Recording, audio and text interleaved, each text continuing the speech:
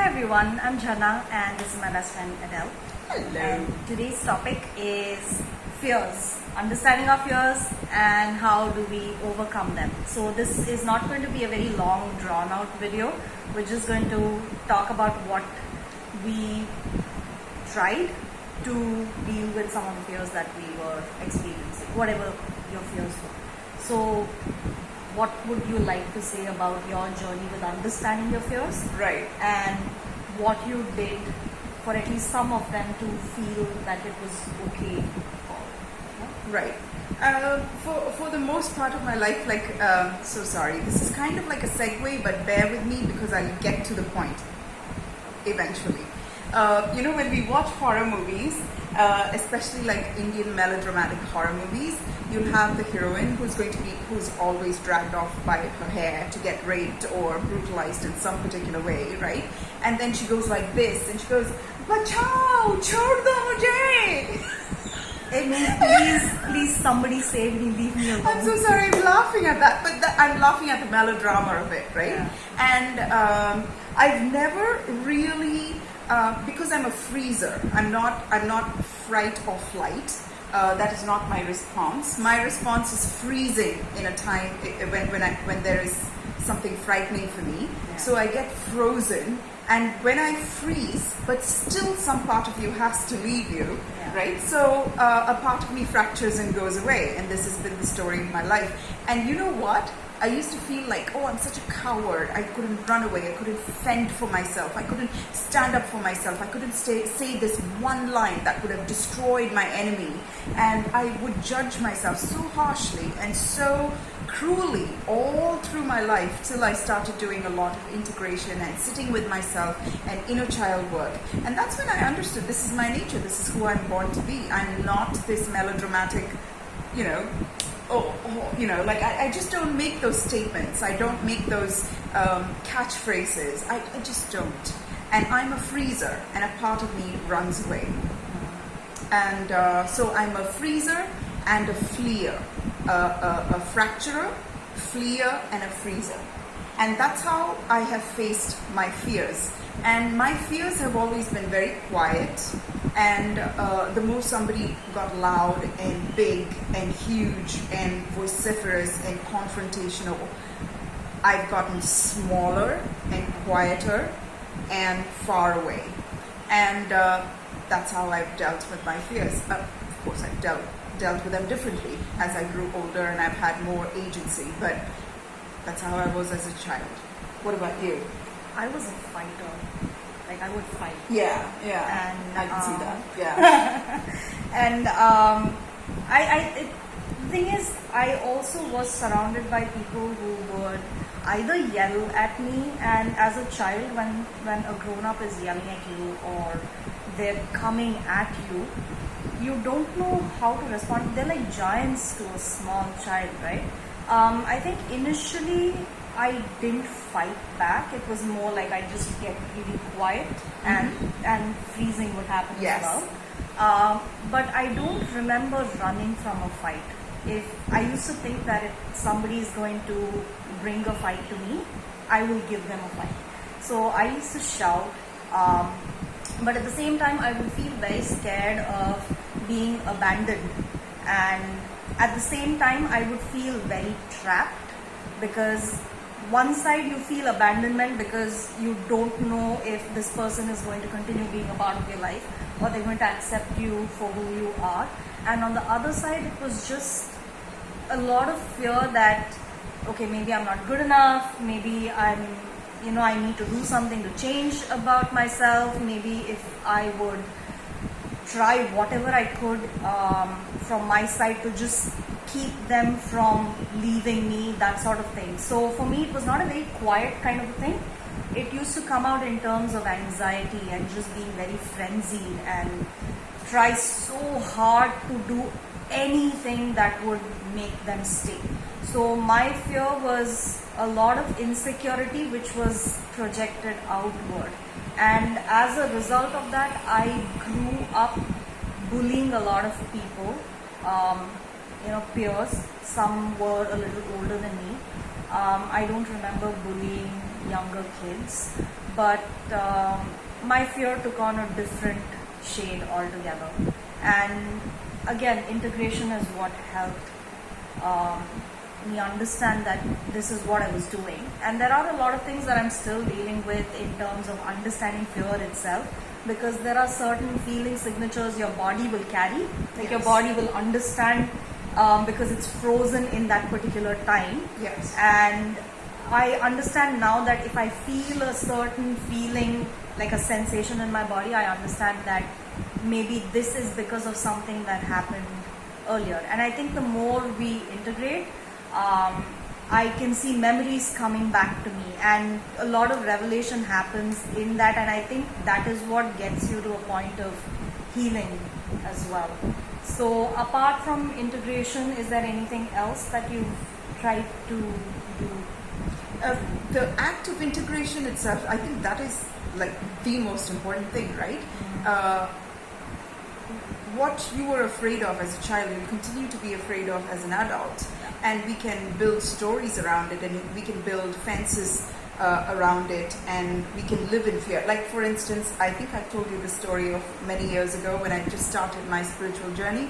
I was walking my dogs, and from my peripheral vision, I could sense some movement, and I automatically assumed it's some men standing there to attack me. And it was I don't know, about 5 o'clock in the evening, so it was quite bright. It wasn't like, I wasn't cornered or anything. And my entire body froze up, and I could sense this adrenaline rush and me already preparing for a fight. And I turn around, and it's a bunch of little girls. They're so cute, with flowers in their hair. They're so tiny, so excited to see my dog, and preparing within themselves and talking to find out if they can ask me to pet my dogs. And I remember looking at them and being so shocked to see little girls instead of these burly men that I was expecting, and just feeling sweat dripping down my back in relief. And then I said, yeah, play with the dogs, and those girls came around and they were like, oh, puppy, puppy, and they, and they tapped my dog's head, and she was having fun as well. And this always stood out in my head. How much of my fear in adult life is actually something I need to be afraid of, right? As humans, as we got more and more civilized, and as we turned nature more and more into our servant to serve us, really, how much do we actually need to be afraid of? Right? Yeah. We've civilized the world beyond recognition. There is no nature anymore. We live in concrete jungles where the rules of humans apply. And how much is really out of our control? Yeah. You remember the movie The Nun? What? The Nun. I know this will seem like a very funny story to a lot of people. She bought the tickets. She bought the tickets to the movie, okay? I will clarify what happened. You wanted to watch The Nun, yes, and I said, okay, I will buy the ticket, because I usually buy the tickets, so that wasn't out of the way.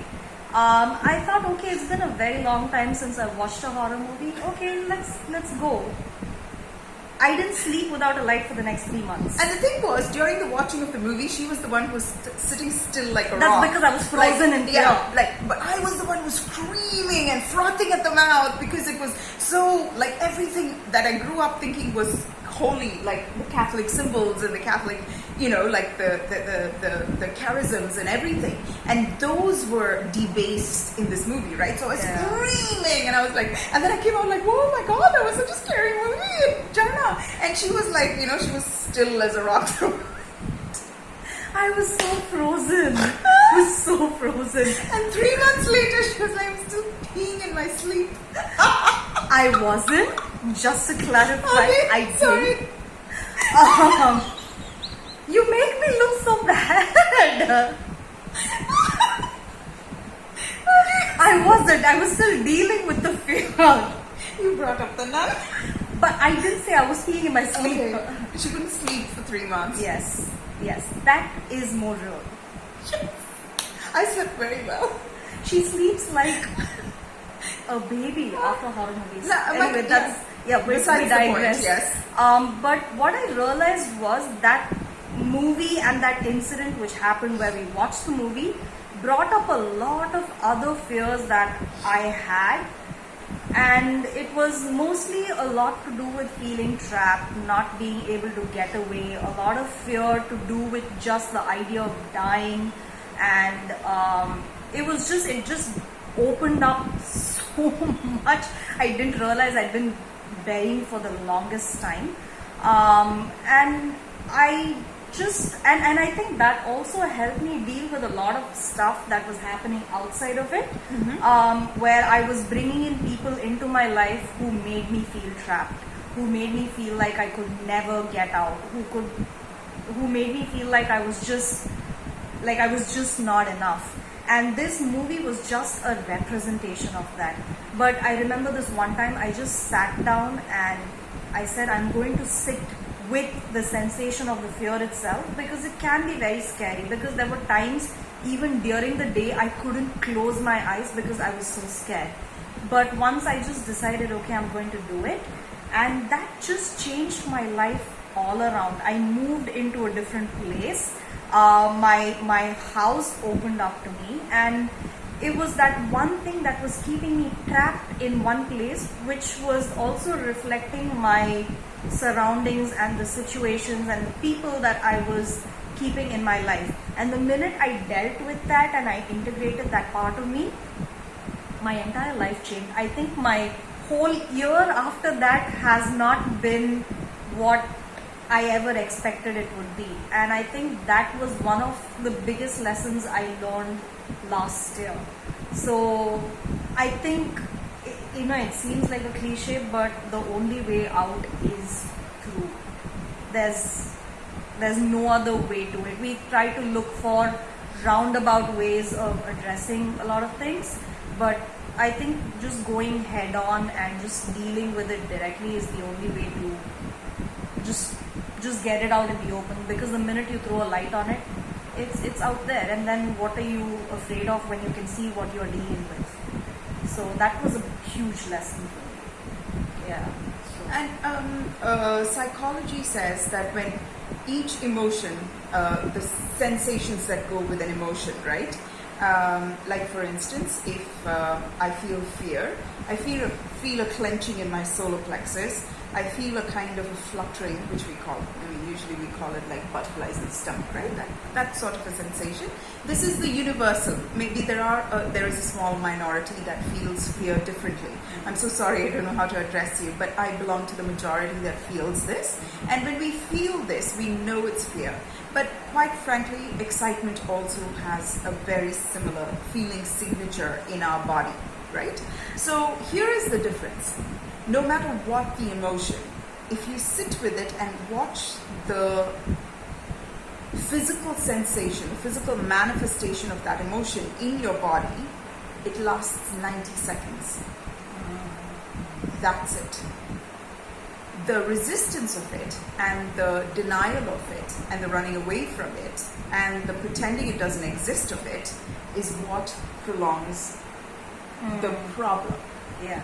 Right? So if we sat with any emotion, we grit our teeth, and we sat with an emotion for 90 seconds, a minute and a half, right? It can feel like an eternity if it's a sensation or an emotion that we don't want to confront. But if we did sit with it, that's 90 seconds out of your life. If we ran away from it, that's the story of our life. So we need to make a choice. And also, sitting with the sensations is the only way to go through it. Yes. Right? But expect it to get intense in parts, because that is what happens. Because you've been suppressing it for so long, you may notice that the sensations get stronger at some point.